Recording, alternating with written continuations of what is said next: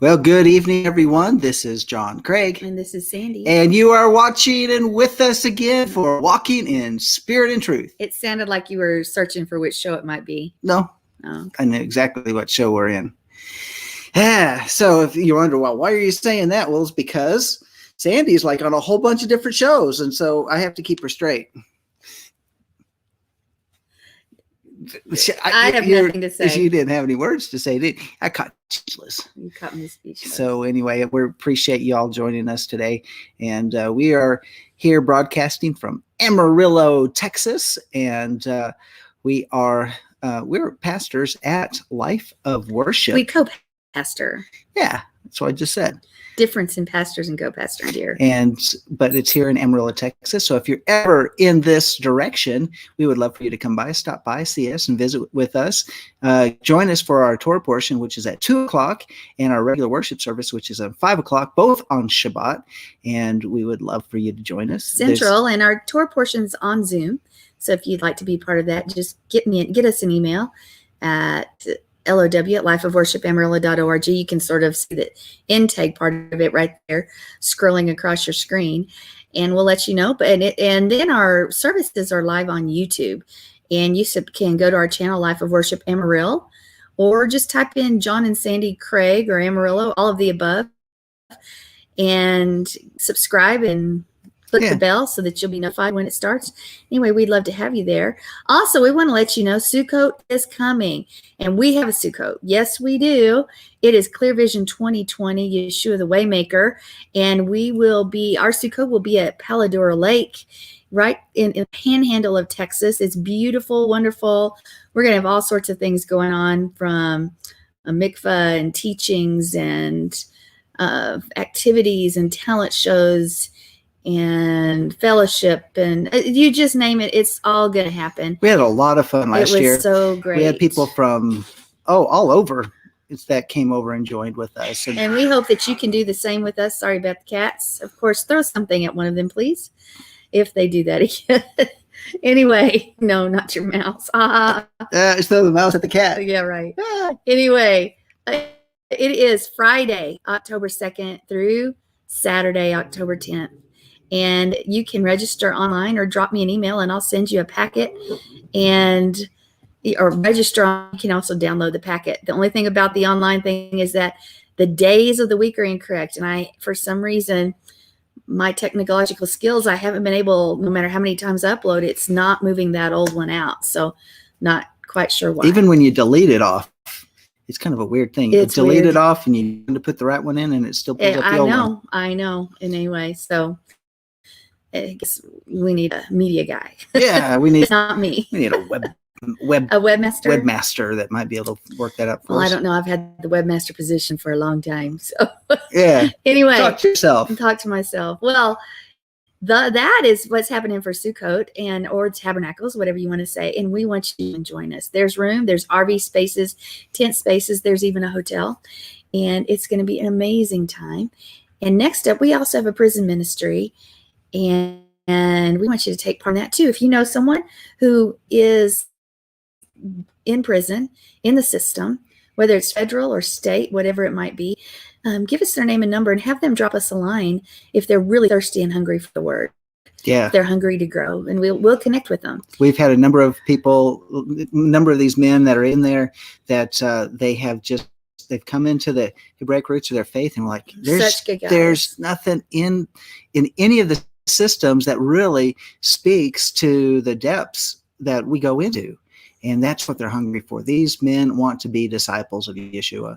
And so they contact us, they're hungry, and we want to do whatever we can to help them grow and to mature and to walk the thing out. So that's right. So that's just a little bit of background. Maybe you guys can check it all out. Join us for Sukkot. Come join us for our services. Whatever it is, we would love to have you. And so that's our intro. Yeah. So, well, anyway, you can visit us there at Life of Worship amarillo.org to find out more information. And so, well, all right. So last week we were talking just a little bit. Last week you were talking, you mean? Yeah, and I ended up taking up the whole program, and I'm not going to do that this week. But I'm going to give you some more information. I just want to put these things into context, and then Sandy's going to continue. So last week we were talking about the meteor fields that these asteroid fields that the solar system is going through. Is entering into. That's actually been going through for a little bit of time, because there's literally millions of tons of space dust that actually fall upon the Earth every day. Did you realize that? I mean, millions of tons. No, it's didn't. Amazing what filters into the Earth's atmosphere. But so it's not chemtrails, actually. Yeah, there's actually dust that actually comes in, but but of course, the dust are just particles, and particles will get larger and that type of thing. Found a new site, by the way, that actually shows you how many meteors that are coming in per hour. This is more than just the fireballs that we're watching, but the meteors that are going by an hour. And do you realize, like yesterday, there was nearly 100 meteors that were entering in? But what was it 6 months ago? I'd like to the comparison. I need the comparison. I don't have the stats on that. I would like to know meteors as opposed to fireballs. But nevertheless, the fireball activity is really significant. We're on an uptick to at least a third more this year than we had last year, and last year was more than the prior year. So that's just fireball. Those are large meteors that actually are more brilliant when they come into the Earth atmosphere. So there's some things that are happening. In fact, I think there's a near Earth object coming through this tonight and also tomorrow night that they're watching, they're paying attention to. It's not so much what they're tracking and say that it's, it's so many lunar distance from the Earth and that type of thing. It's not that. It's what is with it, the companion objects. But beyond that, as we go into the fall feast season, this is the season that we're really closely paying attention to. It's not just about the meteors. It's not just about the debris field, even though the debris fields are very, very large. In fact, you may have heard last week about NASA announcing 2 large asteroid groupings. Our cat is roaring. Okay. And these clusters are huge, and the Earth is going to go through those debris fields. And they said they're like 3 or 4 years out, because they're out there beyond Jupiter. And they call them Trojans. But there's a reason why they call them Trojans, is because a Trojan, it was what? It was a fake gift by which the spies were inside. It was a way to invade and destroy a land without. Yeah, where people weren't ready for them. Unaware. Mm-hmm. And then so that's why these are called Trojans, because they're really closer. But if they're 3 or 4 years out, then most people would say, well, that's nothing to worry about right now. And most people's normalcy bias is like, is this really true? Is it really true? Well, I think if you look at the biblical accounts and you actually look to the biblical prophecy, yes, it is very true, and we know these things are coming upon the Earth. But beyond that, this is what was very interesting, and that I just recently picked up, and it was how there was a corona mass ejection that came out from the sun, and I need to look into a little bit more of it. But there's a certain website that actually showed that when the corona mass ejection blew from the sun, it actually illuminated this dwarf star, what people are calling this brown dwarf star, which some people are calling a part of the binaural system, that is the twin to the sun. That's larger than the planet Jupiter. Some call it planet 7X. Some people call it Nibiru, whatever it is. But it was actually, it showed up on the video of the picture when they were taking a picture of this corona mass ejection. Very interesting. But why are we talking about that? Well, it's because this is the planetary system that we can see in the biblical events when major catastrophic geological catastrophes affected the Earth. And if you say, well, what does that mean? Well, have you ever gone to the mountains and noticed that there's a mountain and it looks like it's huge, and then you have all these layers that are all layered parallel to each other, and they're not parallel to the horizon. You mean on the mountain? Yeah, on the mountains, and you look and they're all at an angle. It's like there was an upheaval that went up this direction as opposed to this direction. Have you ever thought about how there's this the the myth about Atlantis, how it used to be a civilization that literally sunk to the bottom of the seafloor. All myths have roots in truth. Yes, and so think about how these. How did the not the Alps but the Himalayas mountain range? How did those come into existence? Where they're all kind of just the flood. Come up out of the flood, but there's a certain curvature of them as well. When you look at them from above, they're not just like this, but they have a curvature. There's things like, how did it go up that direction as opposed to straight or at multi angles, but they have kind of this curvature? Why did these huge geological changes take place, let alone earthquakes and volcanoes and that type of thing? Even the more significant event than the meteors coming is the great geological changes, drastic changes that are part of this inbound system. And let me just put it this way.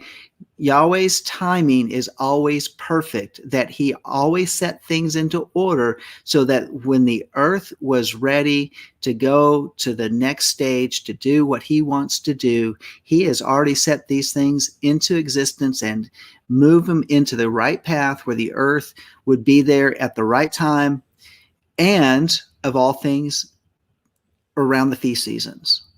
And the timing is impeccable when you go back through the scripture to see what major events took place during feast days that have to do with geological upheaval, has to do with inbound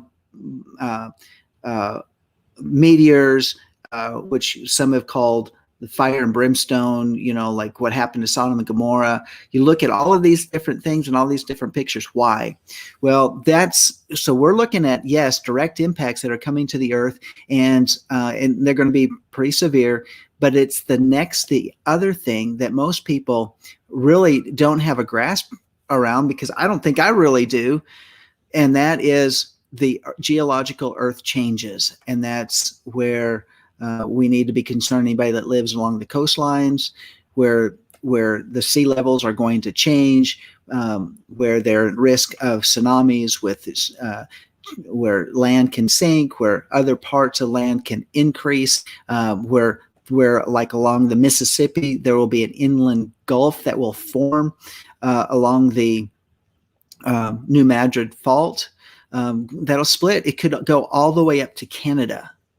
And so these are all different things that we're looking at. These are all things that when they run all the computer models and they're looking at the crust of the earth and they're looking at how the shifting of the earth is and how historically it has been. I mean, all those guys that study geology, they study the earth's crust and how it shifts and changes. And they say all these things have taken place over millions of years. And yet, when you see things like the Grand Canyon, you say that didn't happen over millions of years. That happened from a catastrophic event. And yet, what would happen in these geological earth changes that even the Grand Canyon as we know it today could collapse, the walls could collapse on itself? I mean, these are the changes that could very well be part of this inbound system that we're watching. So it's not just about the meteors. Of course, all of it has to be, well, let's wait and see. Let's wait and see. But if you simply just say, wait and see, it's too late. And so be prepared with what you're going to do. Do you have a game plan? Do you know what you're going to do? Do you have ways to survive? Can you eat? Do you have filtered water? Because when upheaval takes place and the supply chain breaks down, or just any natural disaster, do you have a way to survive and to get through it? We just had something that was very interesting, and that's what took place yesterday when the Draco, with those straight line 100-mile-an-hour winds, hit a good portion of the central United States. 100-mile-an-hour winds. Where was this at? It was up north in the area of, I think it was Iowa and Illinois. And literally, I think they said like 10,000 acres of corn was leveled flat because of those 100-mile-an-hour winds. Where does that come from? It was what they call a land hurricane. Huge wind effects. And these are all part of the what what is not the man-made climate change that they like to say, but this is climate change. It's related to the sun, and it's related to the interactions with this this binaural system that's coming in. And it's also affecting the Earth's electromagnetic field. In fact, we're supposed to be in this solar minimum where there very little sunspot activity, and the sun is actually coming alive with sunspots a lot sooner than the normal pattern. Why is that happening? It's because of the system that's coming in. We must pay attention to it, because this is biblical prophecy coming alive before our very eyes. This is Matthew 24. This is Luke 21. These are the days that the prophets were looking at, where we will see great signs of wonders. We're going to see great deliverance in the midst of all the other mayhem that's going on the earth. These are the things. Why? It's because you and I are part of Jacob. We are part of Israel, and Yahweh needs a way to dislodge us so that we are not too comfortable to continue staying in our homes and miss what he's wanting us to do. He said, and he promised that he would bring us back from the four corners of the earth. If that's a promise, then how else can he fulfill that promise, but also to give us incentive for us to leave our homes? And I'm not even saying that you're going to leave your homes and everything's going to be normal. I'm saying you may be leaving your homes because you don't have any place to stay because of the things that are coming upon the earth.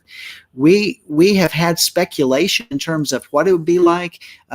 We've had speculation. No, you'll leave your homes and lock the door behind you, and no one will be pursuing you.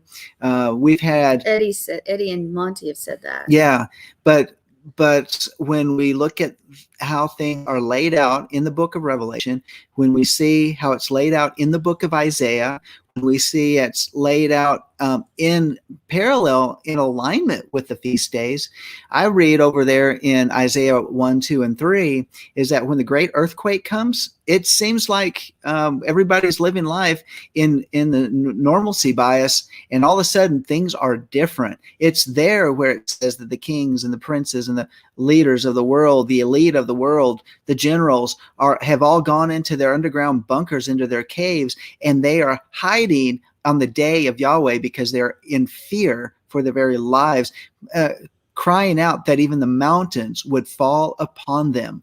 Well, I don't want to be hiding in a cave if that's the majesty and the glory of Yahweh revealing himself. So, and if you look and you go through those passages, we don't have time to do that today, but go and look at those passages, see the things that are coming. The prophet Isaiah, those prophecies have not yet been fulfilled. And I don't know how else to express it. I don't know how else to say it, but we are in the window of time of the last days of preparation, because according to the sources, and I said that this last week, is that the time of the second lockdown is coming. In fact, they just locked down New Zealand. And you know how many? Yeah, they just locked down New Zealand. Do you know how many cases in New Zealand there is? No. There were 0 until a family of 4 all got tested positive. So there's 4 cases now? 4 cases. And they closed down a country? And they're all in one family.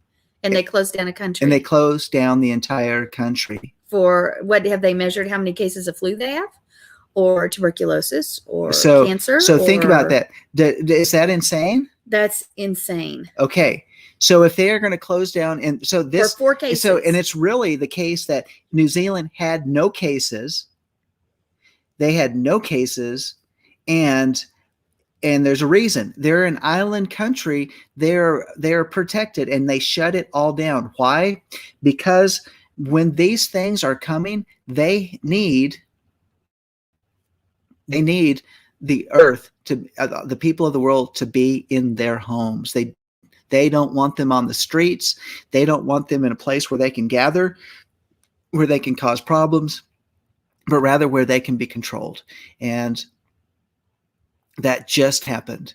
And we know what happened in Melbourne, where there was one young lady who was being strangled by a police officer because she was outside. And I think she was. So she was being strangled, and that was not unlawful force? No. Not according to them, because that horrible coronavirus. And so so these are some things, I mean, we need to consider. If you think it's insane that they're wanting to keep people in their homes, if you thought it was insane that they kept everybody locked up, where everybody willingly did that and complied, saying, okay, well, we're going to go with this right now. But most of us as Americans are skeptical, and we simply watch it.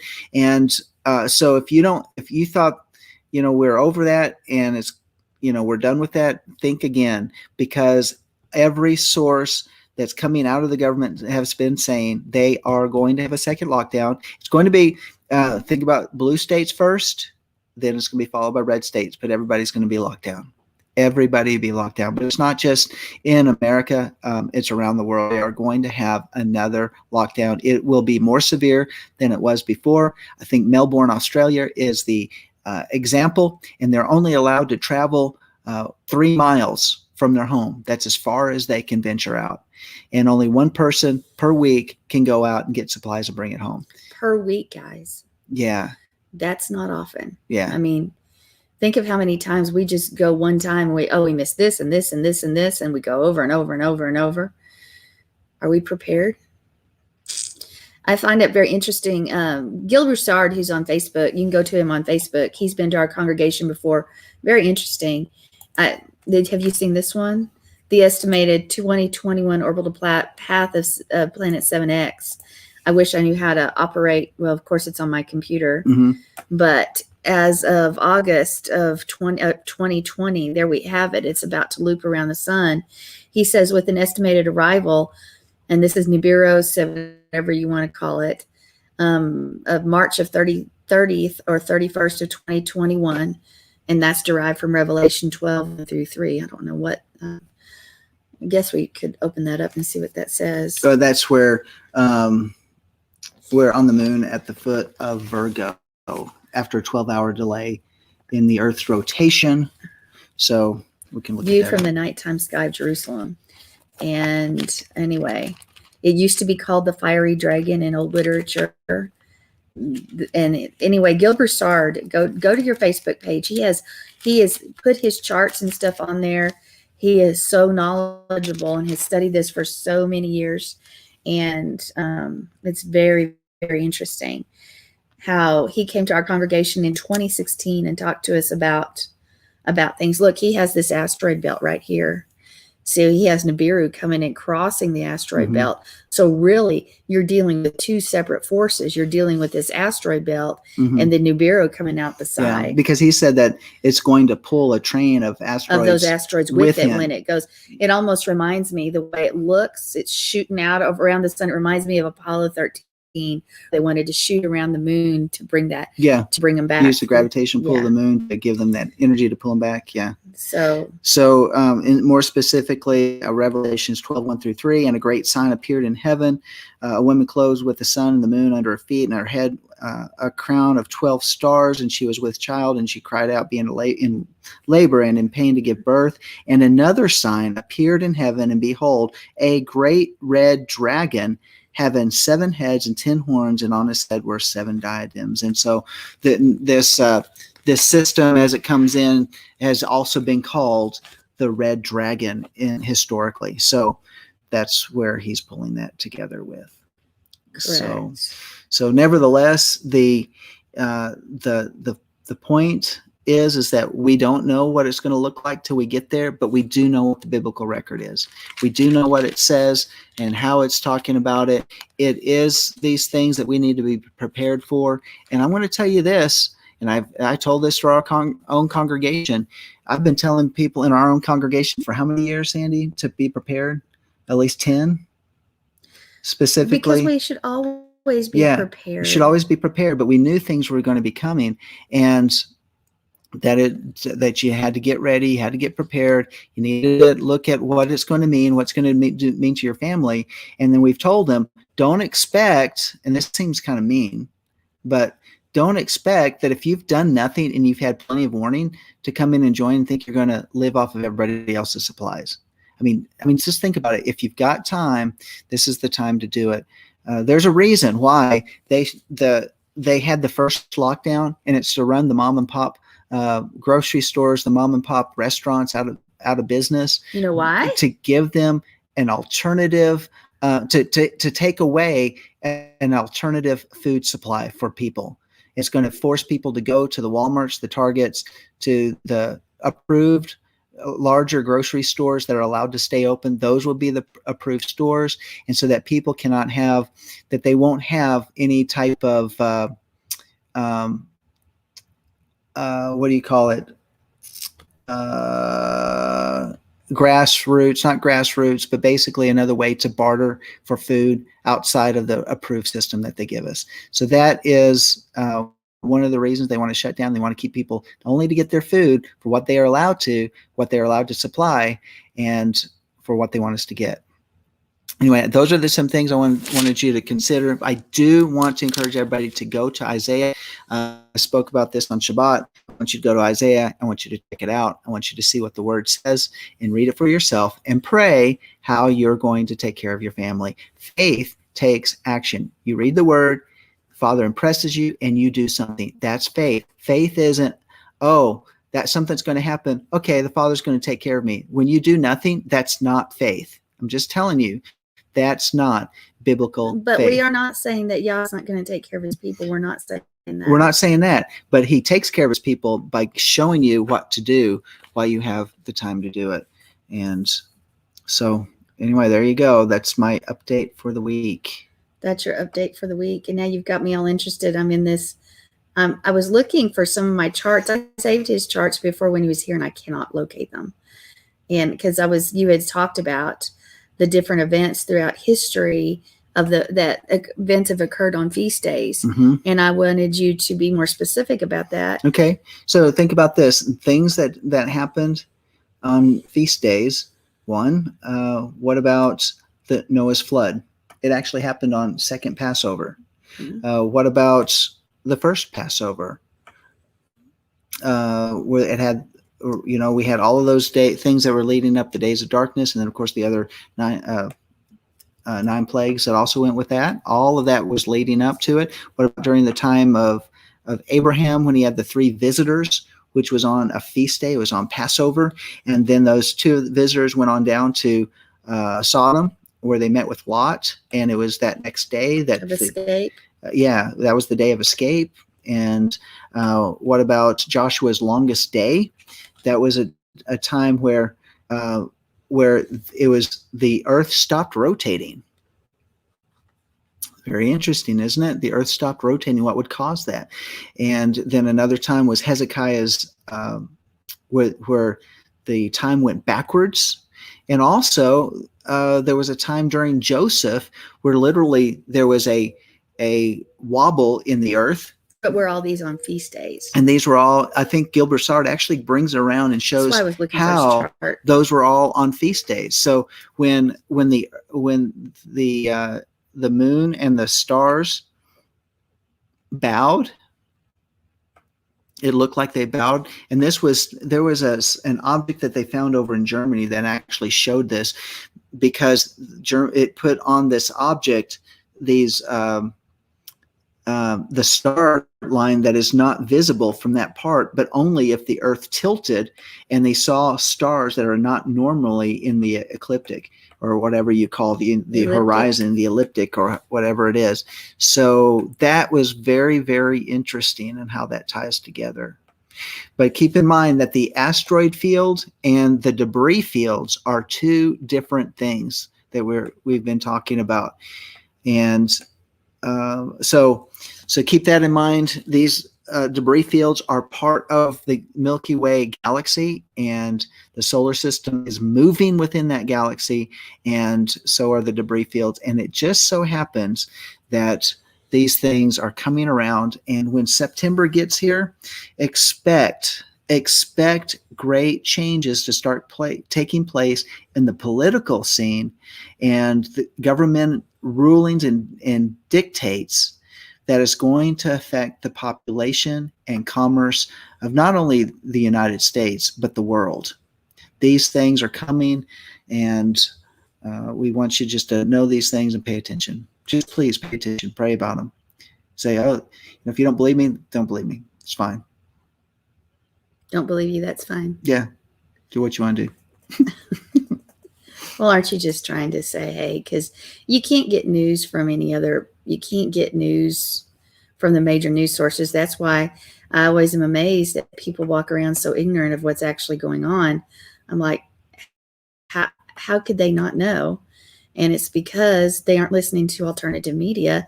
And that's even some believers, people of faith. So when we put this stuff out there, sometimes you may say, why are you doing so much news lately? Because this is how do you walk these things out? It's only going to be by the Spirit that we're going to be able to walk these things out. I was talking about even on Shabbat is how we should expect, and this is, Sandy and I need to do this as well in terms of how we may have to leave. We might be sleeping in the middle of the night and get awakened. There's that English thing again, by a dream or an angelic visitation that says, get up now and leave. And all you have time to do is grab your go bag, put it in your vehicle, and go. I mean, that's what happened to Joseph when he was awoken in the middle of the night, and he got Mary up and Yeshua, and they threw everything in their cart and saddled up and took off to Egypt. And that was their protection from Herod. So we should expect that in the day and the hour that we're living in is that we could be awakened, and there we go. It's time to go. And if we're not listening, if we don't hear, if we're not walking in the Spirit, if we're not connected with what the truth says, if we're not asking the Father, show me what that means in my current vernacular, in the culture that I live in. How does that look in the days and the hours that I'm living in whatever city or state or country that you're living in? If you don't know, you can look at it in the Word, but until the Father speaks to you to give you the understanding within the current events to where you live, then you'll just see it. Sometimes, as we as Americans look at it as, well, we almost look at things metaphorically, and we don't actually realize that sometimes it's just a flat out truth He's been telling us, but are we listening? Well, look around. Is there evidence that people are listening to the signs of the times, to His Word? What does it look like? Are people listening? I think we can answer that question. I called it rapture paralysis. Well, you've also called it normalcy bias. I've heard you call it a lot of things. So so the people in America, the believers that are in America, many are paralyzed with the thought that the rapture is going to take them out when all these things come upon the earth. And I think that's really a bad position to be in. I don't know if they're paralyzed. I think it's more of they're not going to worry about it because they're not going to be here. Yeah. Because paralyzed means you're doing nothing. They're just living life as normal. Is that not what they're doing? Okay. No, paralyzed means you can't do anything. Okay, you're frozen with fear. No, they're not even frozen with fear. They're ignoring it. No. You mean with Corona? Oh, well, yeah. I think there is that freezing. I think that's what normalcy bias does. It causes people to be paralyzed, not to think for themselves, as if they're going to be just taken out without having to do anything. And I think a lot of people are going to be greatly disappointed. That's where they're paralyzed into thinking with a false faith, with a false doctrine that they are holding on to without the preparation. And that's why I've even said, well, ask, out of the 45 million Chinese, how many millions of Chinese Christians died? 45 million Chinese died in the Cultural Revolution of Mao Zedong. Millions of those were Christians, and they looked to the missionaries in China and said, I thought the rapture was going to take us out of this great tribulation. They were greatly disappointed, and I think many of them left the faith if they did survive, because their faith failed them because they were believing a lie. And so maybe that's for somebody else that would just happen onto this channel and listen to what we've been talking about, that have put their faith in a pre-tribulation rapture. And, the only thing that I can say is that in the book of Revelation, where you have the seven congregations, there is one congregation that's preserved, and that is the congregation, the Assembly of Philadelphia, and that one does not go through this great turmoil. So, and if you listen, they're somehow preserved. They're put in a secret place, a protective place, and so I just want to be in that number. What's it going to take to get there? Make sure. What's it going to take to be part of the 144,000? What's it going to take to be the bride? The Philadelphia. Mm-hmm. I mean, when you look at the assemblies that are listed in Revelation are Hebrew Messianic assemblies. If you look at the symbolism of them, you can't say, well, that's the church this or that's the church that. No, it's people that have somewhat of a clue mm-hmm. of what's going on. Yet, how many of us know that? I always hope to be part, but I always feel like I fall short. So anyway. Yeah. And so, and also keeping in mind what it said over in Luke 21, I think I said this last week, is that how do you, when you see these things, what do you do? And it says, pray that you may be able to stand during that day. And what is stand? That's wedding language. That's the Church of Philadelphia. That's the Assembly of Philadelphia. That's the wedding language. So how are you preserved? You're preserved in that intimate relationship, the preparation of the bride.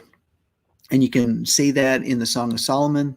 You can see that in Ephesians chapter 4.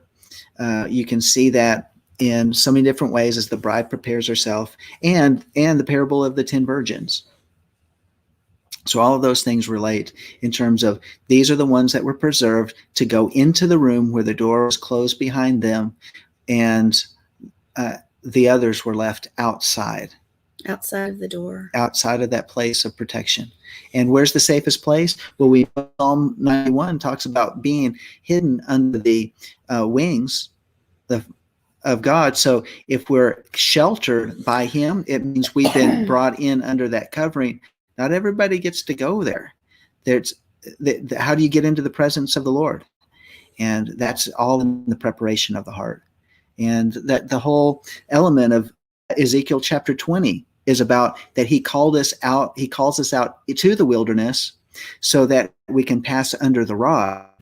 And those that are found to be not worthy will be separated from those that are. So again, the 5 virgins. So these are all different elements. They all are about that Yahweh is wanting to dislodge us from our air conditioning, from our indoor plumbing, from all of the conveniences that we might have, and even if it just means a structure in a home that we've just settled into and we're very comfortable with, to dislodge us to a place to where we're ready to go where he wants us to be, and that is to bring us from the four corners of the earth back to the land. I was looking at this quote from Sir Isaac Newton. About the time of the end, a body of men will be raised up who will turn their attention to the prophecies, capitalized, and insist upon their literal interpretation in the midst of much clamor and opposition. Sir Isaac Newton, in 1999, he was the leading physicist, voted him the second greatest physicist of all times after Albert Einstein. Who was Sir Isaac Newton? Co-inventor of calculus, the law of universal gravity, 3 laws of motion, reflecting telescope. His Principia, the most significant science work. He wrote more on theology than on science. And he said it was said of him, most scholars who have studied the question have judged Sir Isaac Newton to have been the greatest scientist who ever lived. The man of giant intellect was also a genuine believer in Christ. He wrote strong papers refuting atheism and defending the creation of the Bible. He said, this is a quote from Sir Isaac Newton, "I have a fundamental belief in the Bible as the word of God written by men who were inspired. I study the Bible daily." He said, all of my discoveries have been made in an answer to prayer. But he said, in the last days, in the end days, men will return to the prophecies. That's exactly right. And that's why I say when we read these things, it's not about something that's far in future. These are literal things that are coming upon the earth that we don't just, we have a tendency. That's what we've been taught in America. We've been taught we metaphorize everything. Well, it's kind of a metaphor, isn't it? It's like it's not really going to happen. But I understand what it's kind of talking about, extreme events. But that's not what the scriptures say. And do you want me to read some of these verses because of the time, or we're going to go into your study? We're at almost a quarter of again. So, well, and here I'm announcing that we're going to talk about these things, but I'll just go over here. Let's look at a couple of these things, as in Isaiah chapter 2, verse 10 and 11. Enter the rock and hide in the dust from the terror of Yahweh and from the splendor of his majesty. The proud look of man will be abased, and the loftiness of man will be humbled, and Yahweh alone will be exalted in that day. And then it also goes on and talks down to verse 19 of chapter 2 of Isaiah. And men will go into caves and the rocks and into holes of the ground before the terror of Yahweh and before the splendor of his majesty, when he arises to make the earth tremble. In that day, men will cast away to the moles and to the bats their idols of silver and their idols of gold. In other words, they're going to give up their silver and gold in order to go to the caves. And it says, which they made for themselves to worship, in order to go into the caverns of the rocks and of the cliffs before the terror of Yahweh and the splendor of his majesty, when he arises to make the earth tremble.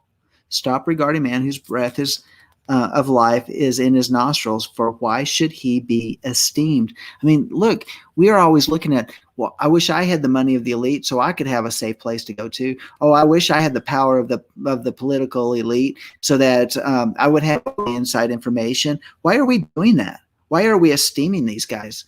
Why are we not looking to Yahweh during this time? Because it's to them, it's the terror of Yahweh, but to us, it's the splendor of his majesty.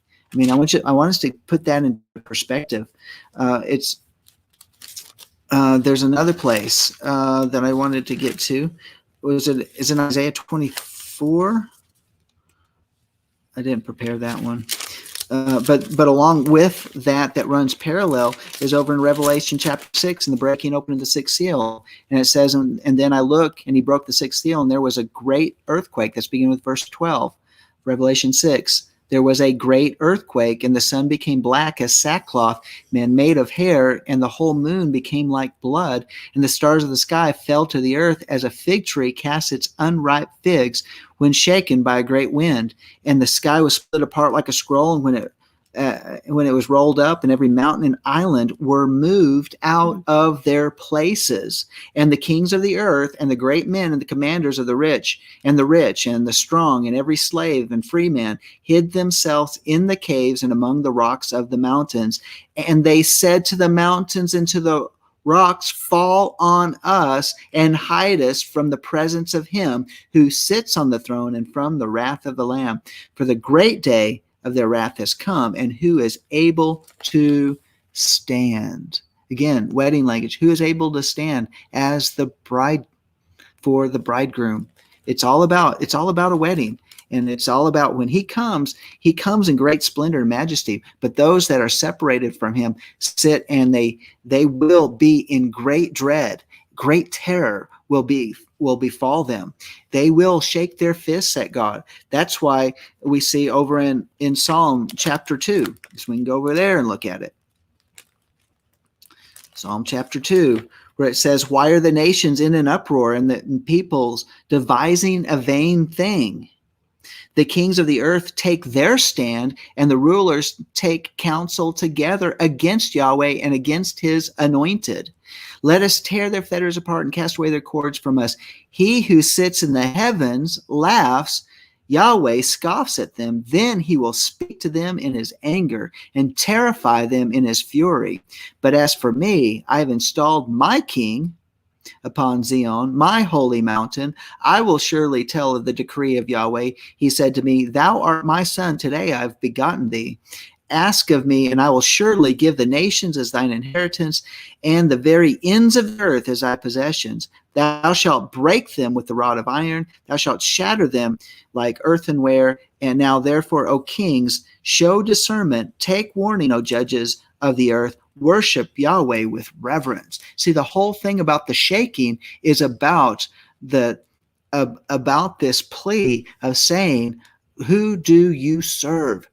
Are you going to sit and be fearful and dread it? Are you going to sit there and wait to see the splendor of his majesty?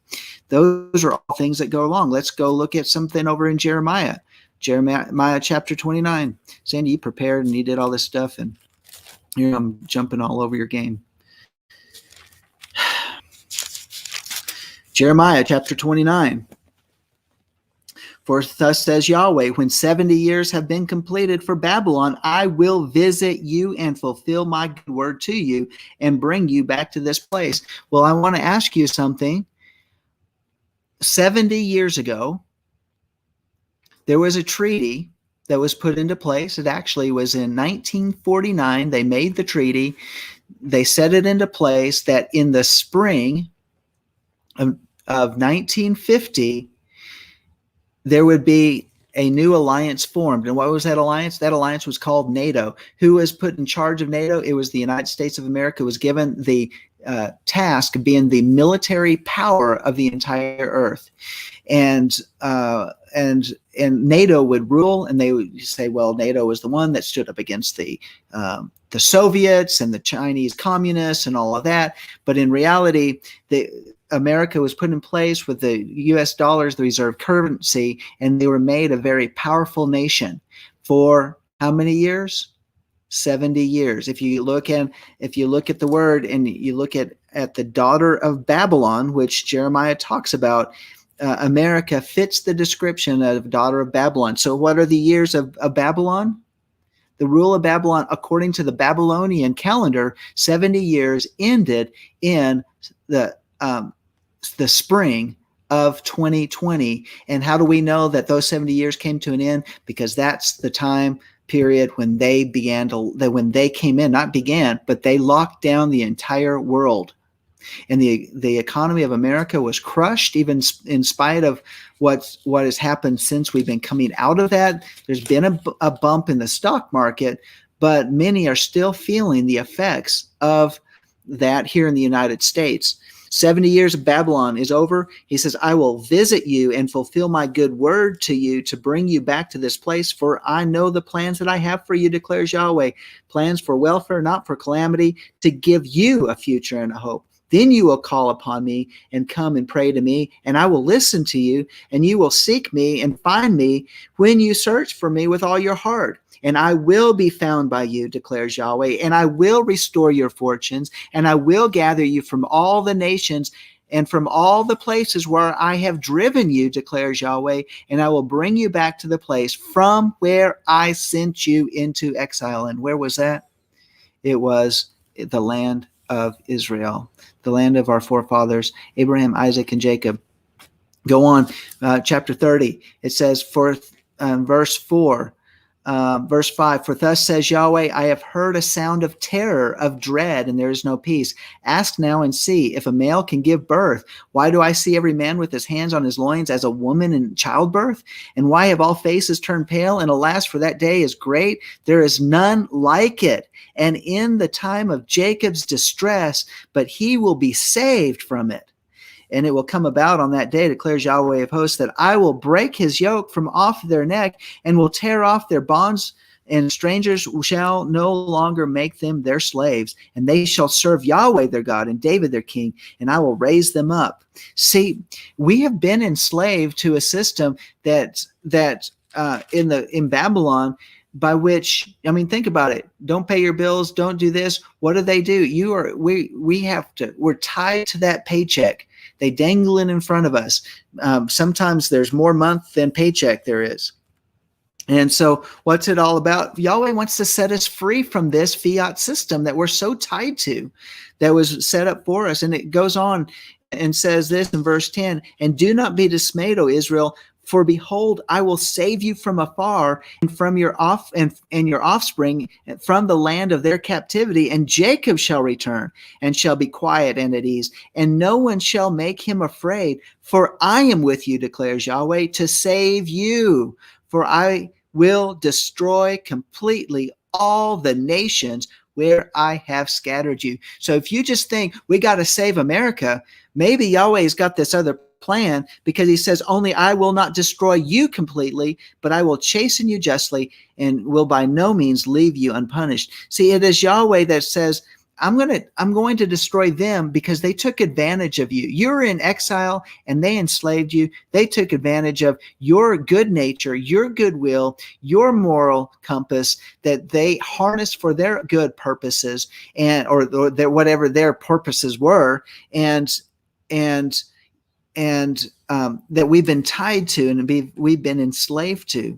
And he goes on and he tells us how in verse 8 of chapter 31, behold, I'm bringing them from the north country, and I will gather them from the remotest or the remote parts of the earth, among them the blind and the lame and the women with child, and she who is in labor and the child together, a great company. They shall return here. With weeping they will come, and by supplication I will lead them. And I will make them walk by streams of water on a path in which they shall not stumble. For I am a father to Israel, and Ephraim is my firstborn. And hear the word of Yahweh, O nations, and declare in the coastlands afar off, and say, he who scattered Israel will gather him and keep him as a shepherd keeps his flock. For Yahweh has ransomed Jacob and redeemed him from the hand of him who is stronger than he. See, this is why we're talking about it. This is why we're talking about these things that are coming. These are the things that are the purposes that set us free. His purposes are to be able to get us from where we are to where he wants us to be. We were scattered, but he will gather us. And why? Because he purchased us just like he purchased and he redeemed Israel from Egypt. So he purchases us and he redeems us from Babylon. There you go. I had to say those things and go. It goes on. There's so much more, but he's going to restore us. The reproach that was upon us, he is going to wash that away. And what else can we do but to say, then come, Yeshua? In Luke, it says, look up, for your redemption draws nigh. Do you see how these all line together? They're all parallel to one another.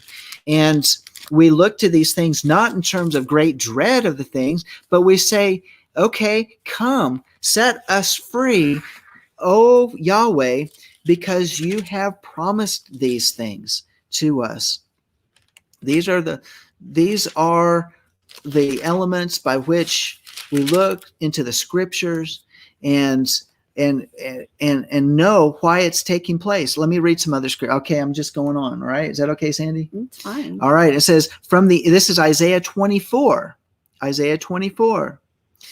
Verse 16, from the ends of the earth we hear songs, glory to the righteous one. But I say, woe to me, alas for me. The treacherous deal treacherously, and the treacherous deal very treacherously. Terror and pit and snare confront you, O inhabitant of the earth. Then it will be that he who flees the report of disaster will fall into that pit. How many of the elite are running to New Zealand? Or they're running to the mountains in Colorado or Montana? They're going to these deep underground bunkers. Missouri, to the caves of Missouri. And it says, then it will be that he who flees the report of disaster will fall into the pit, and he who climbs out of the pit will be caught in the snare. For the windows above are opened, and the foundations of the earth shake. The earth is broken asunder. The earth is split through. The earth is shaken violently. The earth reels to and fro like a drunkard, and it totters like a shack. And for its transgression is heavy upon it, and it will fall, never to rise again. So it will happen in that day that Yahweh will punish the hosts of heaven on high, and the kings of the earth on earth. and they will be gathered together like prisoners in the dungeon, and they will be confined in prison, and after many days they will be punished. Then the moon will be abashed and the sun ashamed, for Yahweh of hosts will reign on Mount Zion in Jerusalem, and his glory will be before his elders. Do you see this? Do you see why we're talking about it? We're talking about, yeah, these things are coming. If you don't know Yeshua, if you've been running from him and you have not chased after him, and you've been watching these things at a distance, or you've been saying, that can't happen. I'm telling you, we're reading the word of Yahweh to you, and I'm telling you, every one of these dots connect. Today's the day of salvation. And if you've not come to him and surrendered your life to him, today's the day. You need to get your heart right. You need to get your family right. You need to let people know what is about to take place. And you say, well, my kids are almost calloused because we've been talking about the day of the Lord for all these years. Well, maybe it's going to take the wake up call. I'm going to tell you that when is Yom Teruah? The 17th, 18th of September, right? Yeah. Okay. So then we get the feast days that are beginning, and then what are those? What are those days called that lead up to Yom Teruah? Yom Kippur, the Day of Atonement. They're called the days of awe. The days of awe. What are the things that are coming upon the earth? Am I saying that things are going to happen during those 10 days? All I know is that they're called days of awe for a reason. We've practiced them in the past. Maybe these will be great days of fasting leading us to the days of atonement because of the things that are about to come upon the earth. I don't know, but I know that the window opens up in September.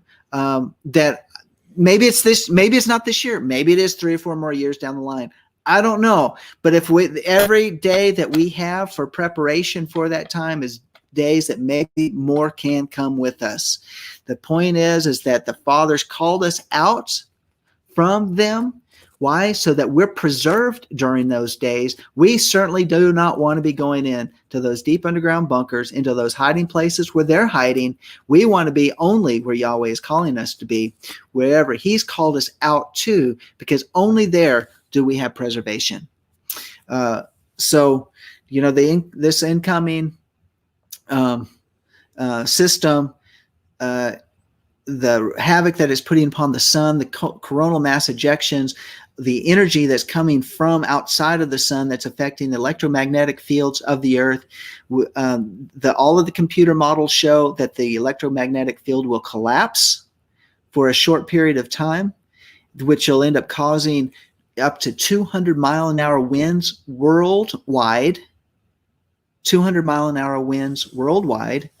And we know that 100-mile-an-hour winds did what they just did in the northern plains, in the Midwest. What is 200-mile-an-hour winds going to do to the earth? Sustained.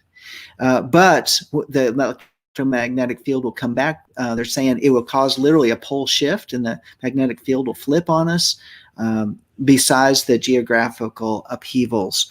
These are just things. Where do you want to be during this time? The center of his will. The center of his will. You want to be where he is. What is he doing? That's where the shelter of the Almighty is, because it's in his presence is where we want to be. So search it out for the scripture. Look over the scriptures that I just read. All in my opinion, they're all tied together. They're all linking together. They're all reflecting one another. They're all speaking from different prophetic points of view that give us a better picture of what's going on. And so I want to leave that with you all tonight. And so those that have joined us, those that are joining us in the archives, we appreciate your time this evening, because we don't want you to think this is a wasted time. We also don't want you to think, man, he's just going on in this thing again. I'm just telling you, we have to cry out. That's what we do. We cry out to warn the people, to tell the people, to prepare the people.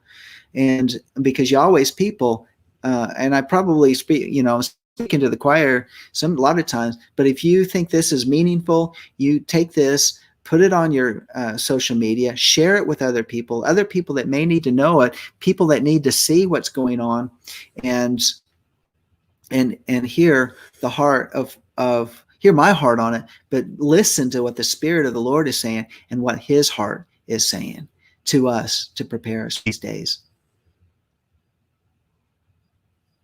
There you go. So thank you for watching and being with us on this broadcast. for walking in spirit and truth. So I want you to also, if you have any ideas or thoughts or anything else about it, drop us a line, send us an email over at low@lifeofworshipamarillo.org, and where you can let us know what's going on there and what's going on with your life. You need a prayer request, anything like that, let us know. We certainly pray. If you'd like to partner with us and be part of this ministry, help us with the prison ministry, as we've been reaching out to many inmates across the nation, as Sandy was talking about earlier. Then go there and we've got a donate button, and help us reach out to them and support these men with materials and with encouragement in the very places where they're at, where Yahweh has them and is teaching them. So with that said, this is John Craig. And this is Sandy. And until next time, shalom.